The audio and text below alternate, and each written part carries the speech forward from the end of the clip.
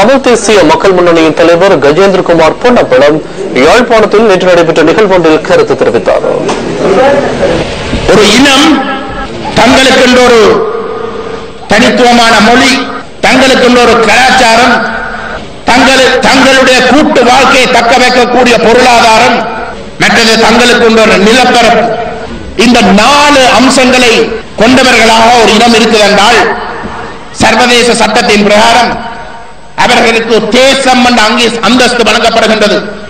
அப்ப தமிழ் தேசத்துக்கு இந்த 4 தூண்கள், இந்த 4 அம்சங்கள் இருக்கின்ற பொழுது தேசம் என்ற அந்தஸ்து கிடைக்கின்றது.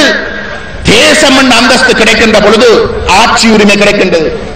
நம்முடைய தேசத்துடைய அங்கீகாரத்தை கொடுக்கின்ற தூண்கள் தான் திட்டமிட்டு அளிக்கப்படுகின்றது.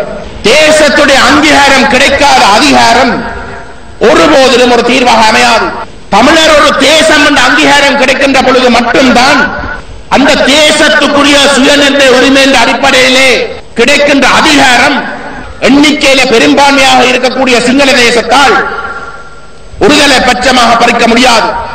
வெறுமனே அதிகார பயிர் வந்தால் இன்றைக்கு சிங்கள தேசம் விரும்பி கொடுக்கின்ற அதிகாரத்தை நாளைக்கு அதே சிங்கள தேசம் பறிக்கக்கூடிய உரிமையும் அவர்களுக்கு இருக்கும். ஆகவே நம்முடைய மக்கள் ஏமாற்றப்படக்கூடாது. பல லட்சக்கணக்கான உயிர்களை நாங்கள் தியாகம் செய்தது மீண்டும் மீண்டும் ஏமாற்றப்படுறதுக்காக அல்ல.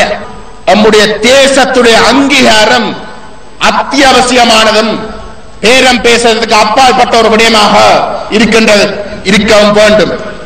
2009 முதல் எங்களுடைய இனம் ஒரு தலைமையின் பின்னால் அணிதிரண்டிருந்தது. ஆனால் 2009 மே மாதத்துக்கு பின்னர் எங்களுடைய மக்களுடைய ஒற்றுமை சிதறடிக்கப்பட்டிருக்கின்றது. அடையாளங்களை இழந்து கொண்டிருக்கிறார்கள்.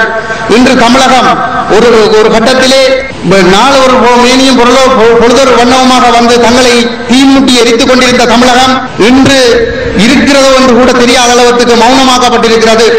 அது எங்களுடைய தலைவர்களால் தான் அந்த நிலைமை உருவாக்கப்பட்டிருக்கிறது. ஆகவே இந்த நிலைமை மாற்றியமைக்கப்பட வேண்டும். ஒரு நேர்மையான தமிழ் தேசிய கொள்கைகள் மீது உண்மையான பற்றுறுதி கொண்ட ஒரு தலைமைக்கு பின்னால் மட்டும்தான் ஒரு இனம் அணிதிரளும். அதுதான் நேர்மையான செயல்பாடுகளை முன்னெடுக்கும்.